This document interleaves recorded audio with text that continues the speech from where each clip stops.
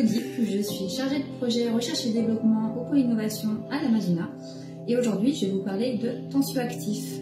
Venez avec moi.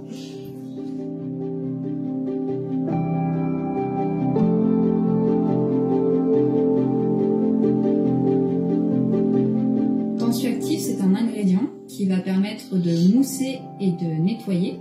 Il est notamment présent dans vos shampoings. Et donc il va permettre de capter le sébum et les impuretés. Donc les impuretés comme les poussières ou la pollution qui s'emprisonnent dans vos cheveux.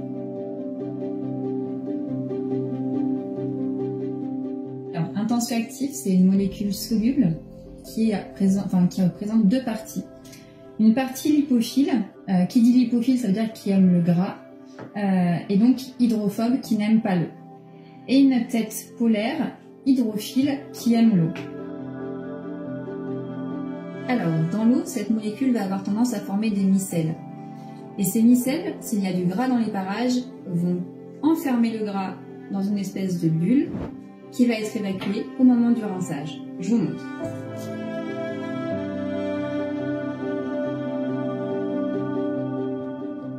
Pour faire court, c'est comme ça que les cheveux sales redeviennent tout propres après un shampoing.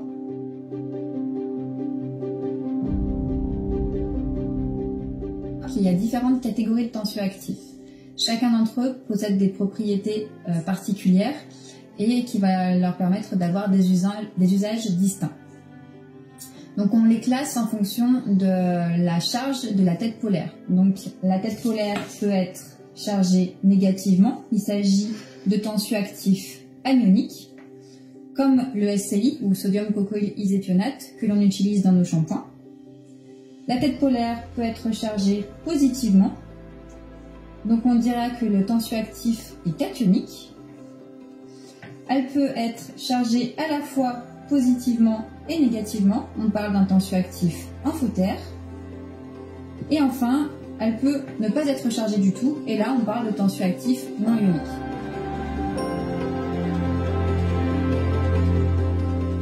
Alors, suivant leur catégorie, ces tensioactifs vont pénétrer et se répartir plus ou moins bien sur la masse capillaire. Ils vont également mousser plus ou moins bien, donc c'est la mousse qui va permettre une dispersion des corps gras.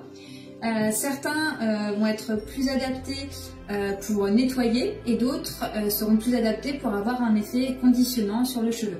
Donc pour exemple, les tensioactifs anioniques, comme le SCI par exemple, vont avoir un très bon pouvoir moussant. Ils vont être également de très bons nettoyants, alors que les tensioactifs cationiques, eux, sont de très bons conditionnants, mais par contre moussent très faiblement et ont un pouvoir nettoyant également très faible.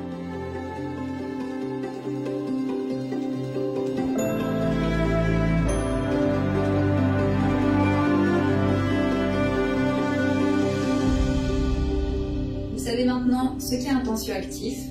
On va pouvoir, lors d'une prochaine vidéo, rentrer un peu plus dans le détail et vous parler du tensioactif qu'on utilise dans nos cosmétiques solides, à savoir le SCI.